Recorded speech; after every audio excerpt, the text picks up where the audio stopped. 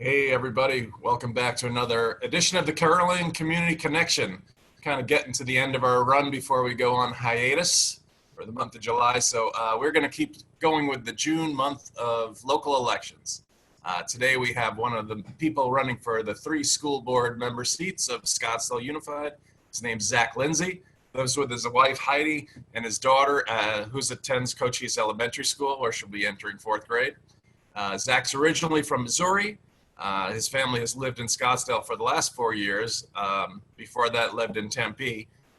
He holds a bachelor's degree in business administration with an emphasis in finance. He's worked in the financial industry for the last 19 years. He began his career with Citi and eventually started his own independent financial services practice. Zach and his wife Heidi chose SUSD solely because of the excellent education the district provides, and he has been a promoter of the district since his daughter started kindergarten. Everybody, please welcome Mr. Zach Lindsay to the program. Hi, Zach. Hey, Eric. So the way we run things here is we have some questions, and that will evolve into a conversation, whichever way that tends to take us.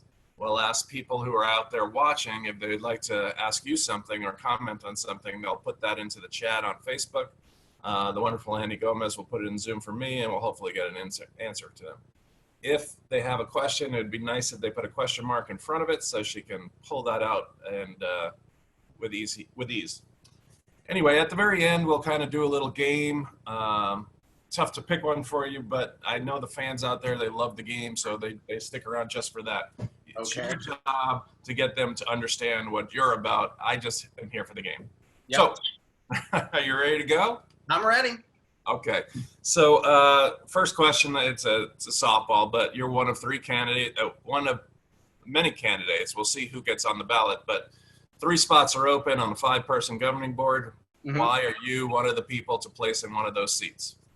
Well, I think, K-12 education is very integral to my family, with my wife having started as a 1st grade teacher in a Title I school, worked her way up to administration. Always been involved helping schools. Then when my daughter started kindergarten, we lived in Tempe. We made the decision to move to Scottsdale solely for SUSD because we knew what a great district it was. Unfortunately, when we came in, we didn't know we were entering a period of uncertainty with the Birdwell. But, we got involved. I started getting really active in, PTO, helping out any way I could. We ended up over at Kiva and just got very active there, helping on school tours, PTO events, going to board meetings, just advocating any way I could for the community, for the school, for the teachers. And then I just thought, what could I do to keep my advocacy going? And I thought if I could, do it for the entire district, what I was doing at Kiva and then Cochise. Fantastic. Yeah. So as you've been kind of working in the PTOs and around a couple of different schools now, mm-hmm. What do you see as some of the greatest strengths of the district? What brought you here? The teachers and the staff, first and foremost, the communities. I mean, people care about their schools, care about their teachers. I've seen it, at multiple schools now, just how much people care. It's tremendous, the support the teachers get.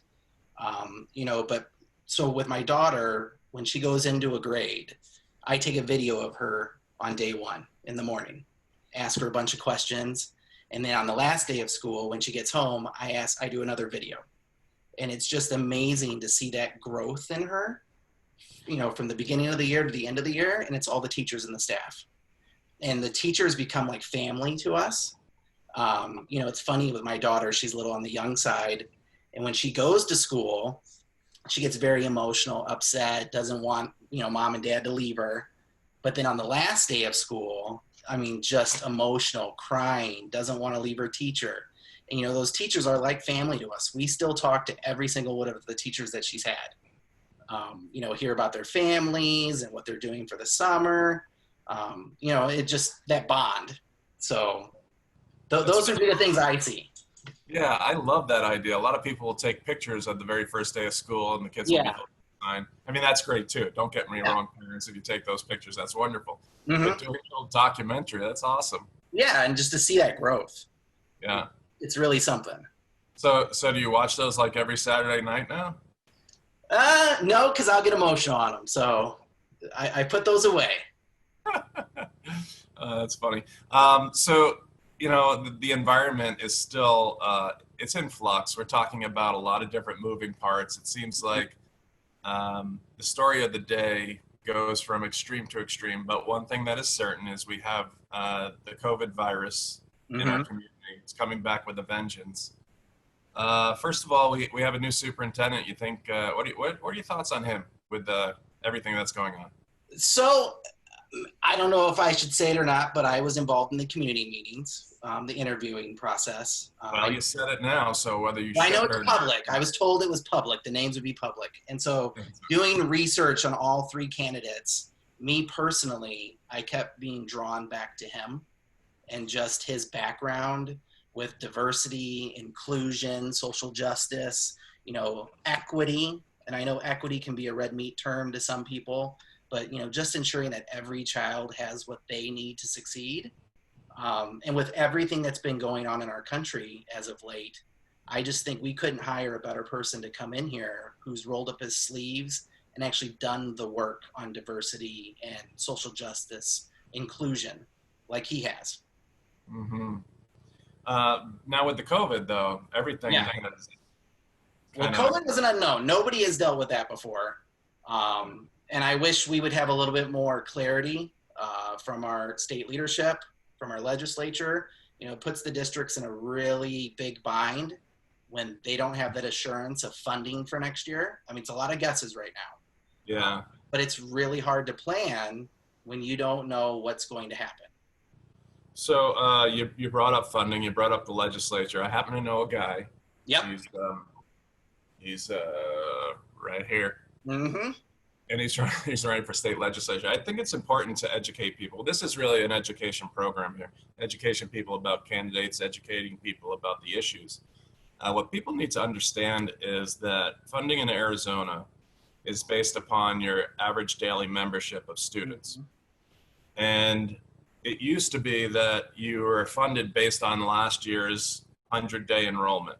In other words, when you budget, it's a forecast. You're a finance guy. I graduated with a finance degree. You're forecasting the future, Yep. and every business needs as much certainty in those forecasts as they can possibly get.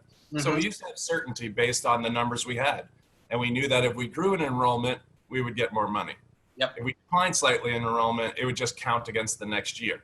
Mm-hmm. Because you hire people before budgets years start, right? Yep. So the fiscal year is July 1st through May 30th, June 30th. And so you hire people. And so this is really where the issue comes, where the governor and the legislature need to call a special session. Yep. Because they have changed it to current year funding. We do not know what kind of children will show up in our classrooms, but we have to staff them appropriately. In fact, it's going to cost more money to have proper social distancing and to do the things we need. Yep. But we also have an issue that if we do some kind of online version, students are not bringing in as much money as they would if they were showing up in person. No. So you get 90% or 85% of the ADM. What do you want? I'm not there to do this for you, Zach, Yeah. and you're not on the board. But do you think the current board should be maybe writing a letter or reaching out to the current administration and legislature, asking them to do something? And if so, what would that be? Just advocate. I mean, districts need to get together, board members, maybe even at the board meeting, formulate a letter to send off, and just advocate. Go to your legislature, go to your representatives, and just keep fighting for the kids, the teachers, the schools. Do everything you can. I mean, at the end of the day, it's about all you can do is just keep, pestering them, I guess. Let them know how important this is. We have families that are waiting for that clarity and that direction. So we really need them to provide us with that guidance.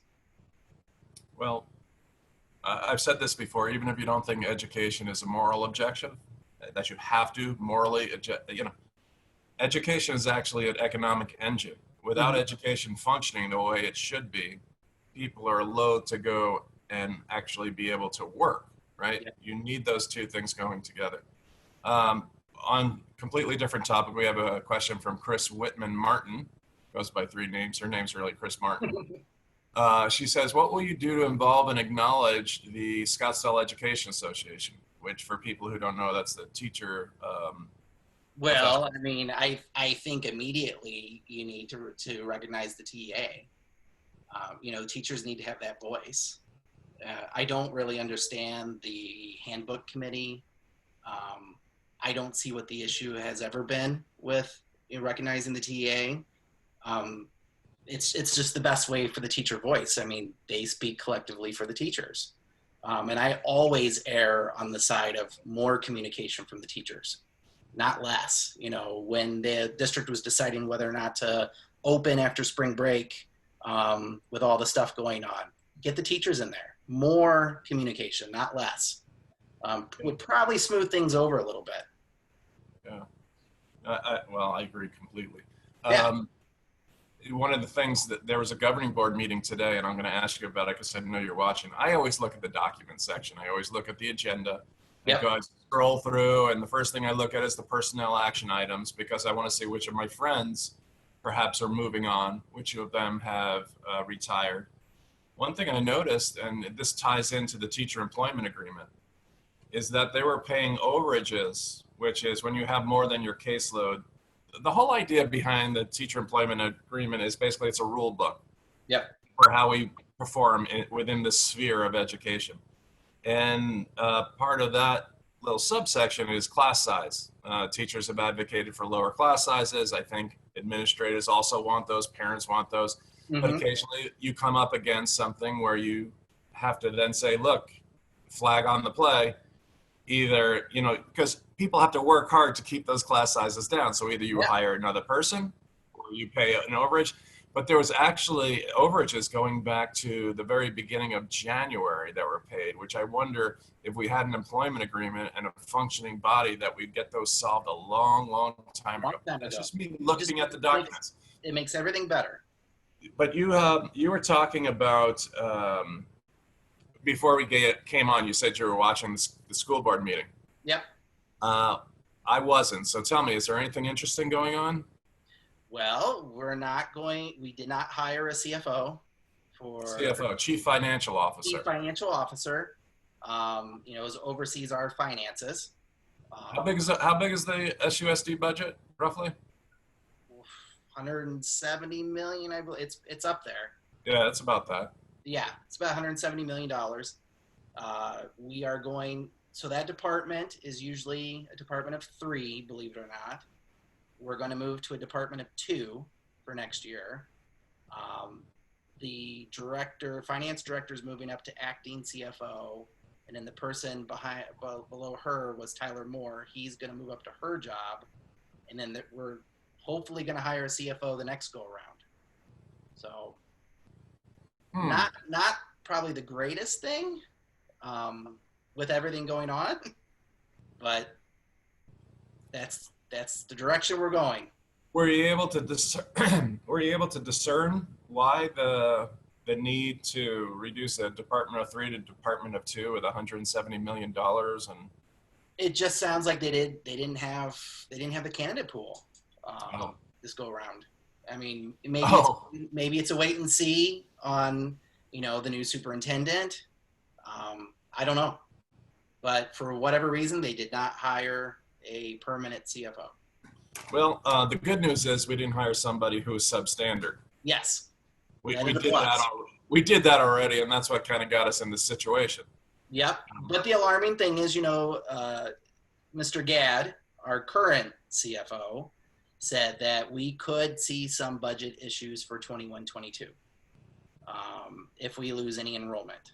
Oh, absolutely. There could be some issues with staffing. So, it goes into the internal auditor and how vital that role is to get somebody in here to just do a very deep dive on our organizational structure and how we're set up. and, Okay. and make sure that we're running efficiently. I mean, maybe we need to be recalibrated.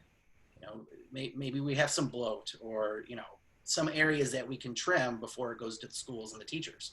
Mm-hmm. All right, so we're talking with Zach Lindsay. He's one of the people running for 3 spots on the Scottsdale Unified School Governing Board. Hey, Zach, when do signatures have to be in? July 6th.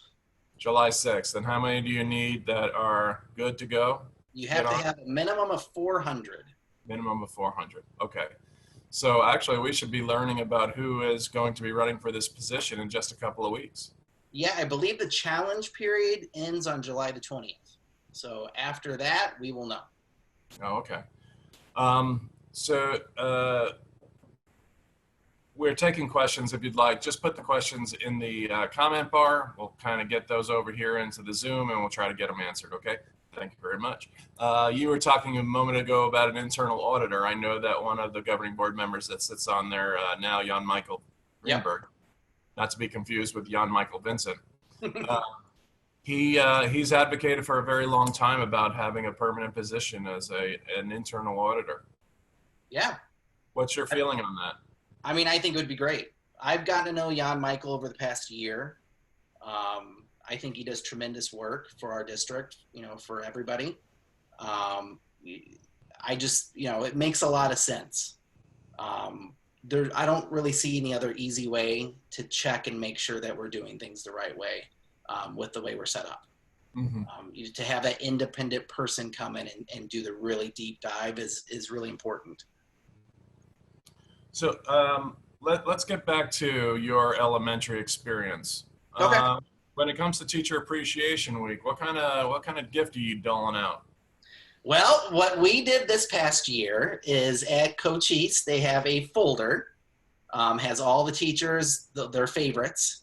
So my daughter and I went to the folder, pulled it out, and we just went off the list and got almost everything on the list. Wow. So gift cards and a hydro flask, whatever we could. Wow, what'd you fill the flask with? Usually mine are peppermint schnapps when I go skiing. Nope, didn't fill it with anything. I know you want to know the best gift that I got for teacher appreciation, right? Okay. I worked all in Title I schools, and one year Megan Blakey, who actually has grown into a wonderful young lady, very productive member of society, in spite of being in my classroom. She was always an organizer and a leader, and it was like, I think my 4th year teaching.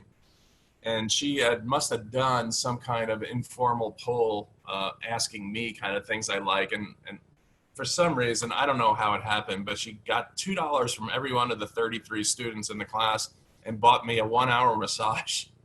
Wow. It was awesome. Just the fact that she went to the trouble, and they all went to the trouble of contributing something, was just amazing. It was very touching. That is great. Second best, I do like the tamales that I would get down there. And I always get, oh man, those were good. You were talking about enrollment and our funding. Yeah. And I do a lot of work on enrollment numbers. I like to research how our enrollment's doing. Mm-hmm. One positive that I see through everything is the enrollment that we're bringing in from outside the district. We have a lot of families who decide to come to Scottsdale from outside our boundaries because our schools are so good. And even going into next year, as of right now, we have more kids from outside the district than we had last school year. That we've already gotten growth this summer from outside the district. Really? Yes. Well, you have to wait till you see the whites of their eyes. We have to see who shows up. Yeah. But it is an encouraging number that we have about over 20% of our total enrollment comes from outside of our boundaries. Yeah. And I just think it's a testament to our schools and our teachers and staff that people see that quality and they want to come here.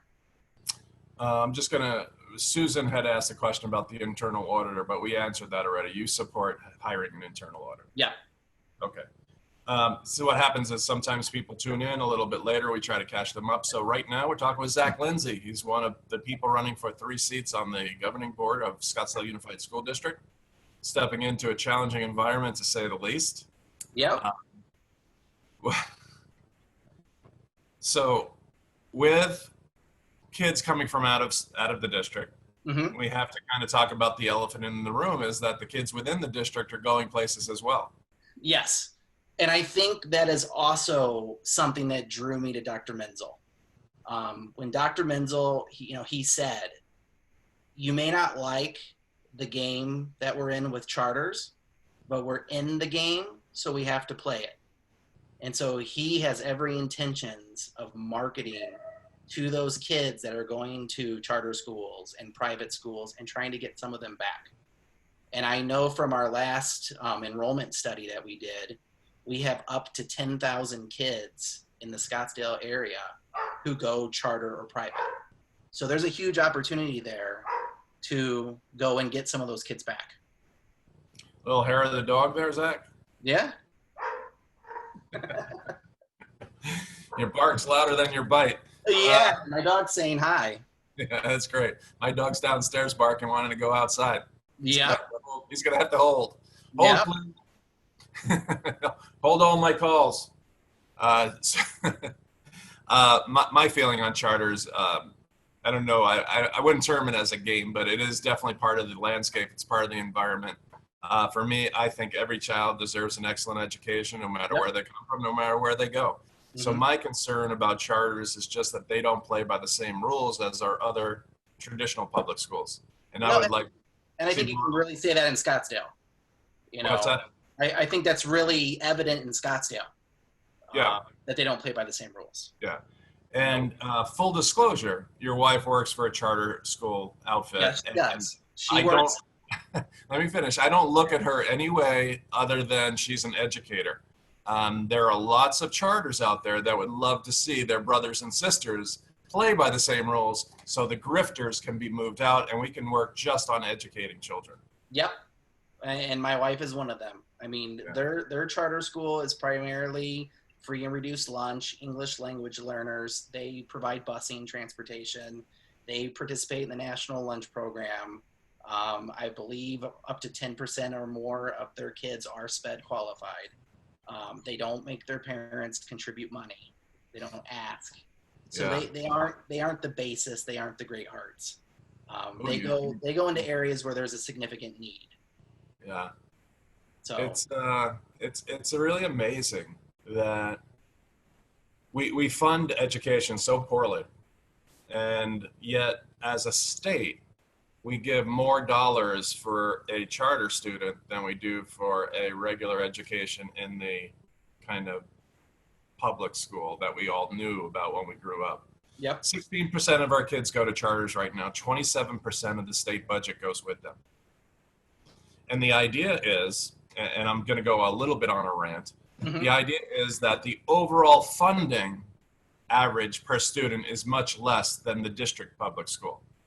And to that I say, you can get, just as you talked about, the free and reduced lunch. If you serve that population, you get those dollars. Special education, you serve the population, you get those dollars. You bus people, you get those dollars. These are all things that are available. The only thing that is not available is local overrides and bonds. And that is something, if we said we wanted to look at, we can deal with alone and separately. But when you have a school district or a charter school operator creating all this profit for their shareholders or themselves, that is money that's coming out of the system of educating children. And you cannot tell me that that money shouldn't be in there to begin with. No, it should be. Shame on them. Well, and I can tell you, my wife and I support everything you just said. Go ahead. We're all about transparency, even playing field for all. And that's the way it should be. Susan says, hi, Zach. Hey, Susan.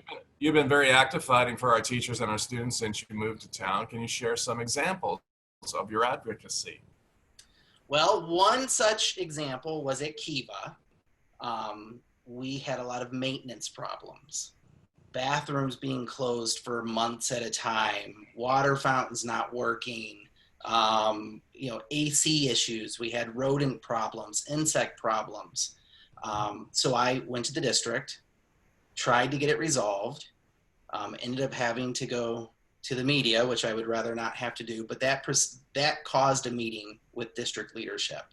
And we created a program where Dennis Raylor and his team would go by a school every so often. His entire team would go to the school and they would pinpoint problems at the school to fix. And so I feel like it got the ball moving for issues at our schools to be rectified a lot faster. Well, what do you think is going to happen with the masks or no masks if we go back into the buildings? I think there's going to have to be masks. Requirement? Yeah, well, because I mean, the teachers, it's, to me, they should have the say. Whatever, because they're there with our kids. And if it makes them more comfortable, it has to be masks, no question. What about their constitutional rights to not have their faces itch? Well, I mean, should somebody jeopardize harming their family for that? I don't know.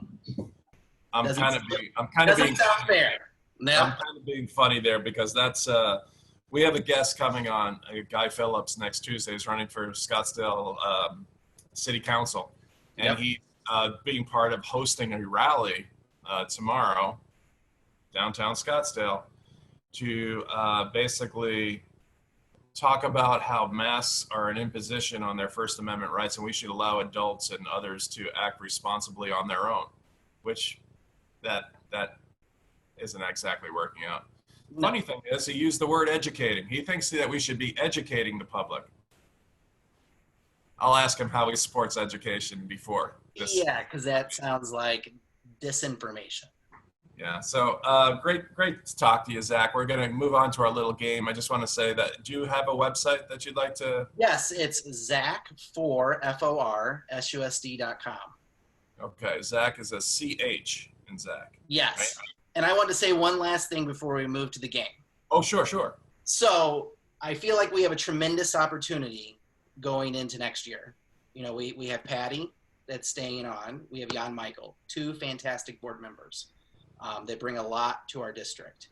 And then we have Julie, who I think is fantastic with her experience as being a teacher, that she can sit on the board and look at things through the lens of a teacher.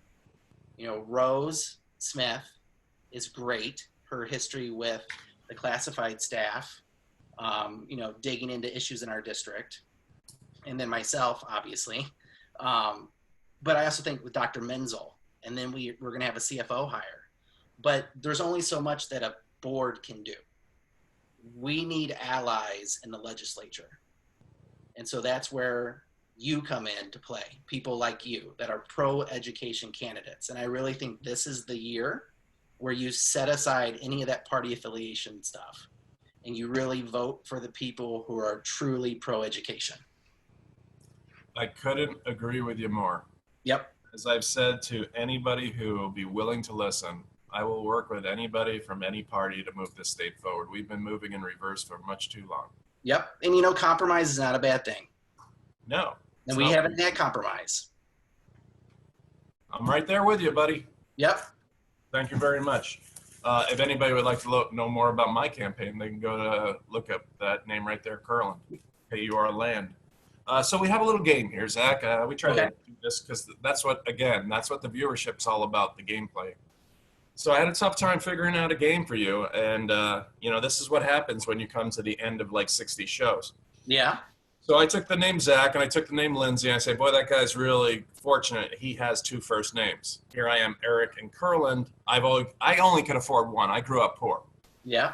So I have famous Lindsays. I have famous Zachs. And I also have, since I was poor, I have specials at the local Safeway Albertsons. I'm going to ask you to choose from one of the 3 categories. You tell me if you want a medium, hard, or easy question, and let's just get down to it. You pick, Zach. Z, L, or Albertsons? We'll do Z. All right. Here we go.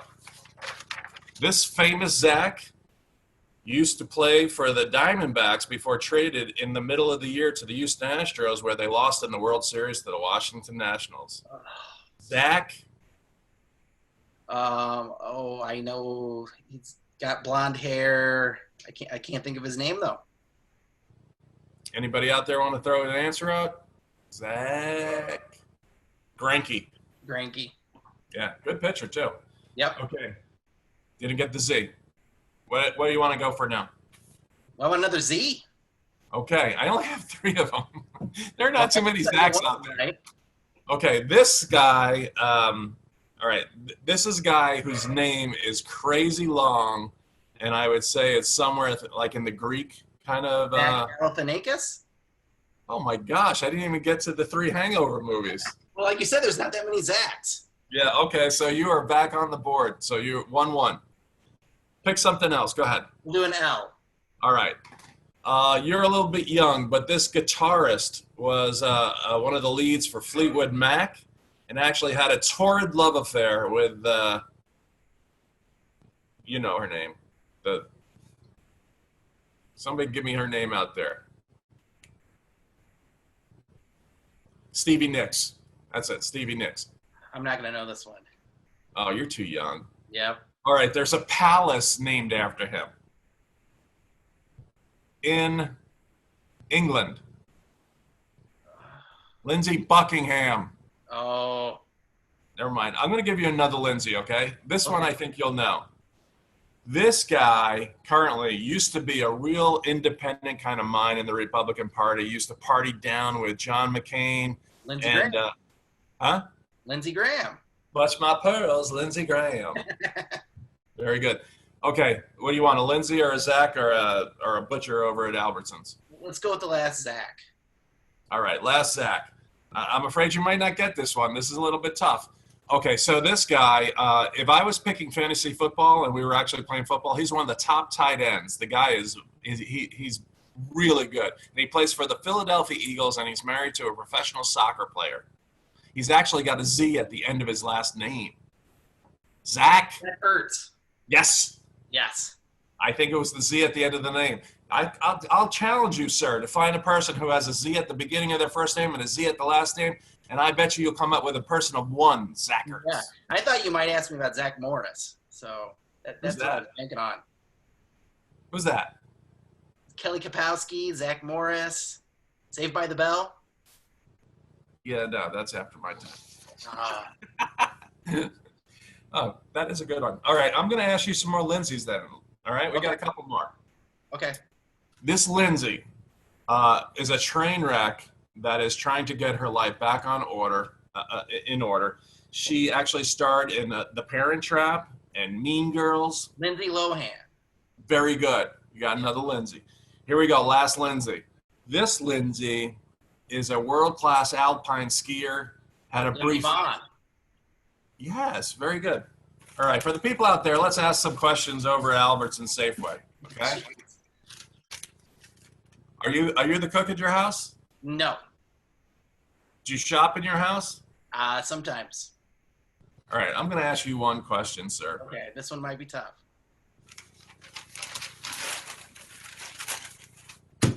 A 2-liter bottle of Coca-Cola is on sale over at Albertsons and Safeway. Come within 20 cents of the price, and you will win this round. $1?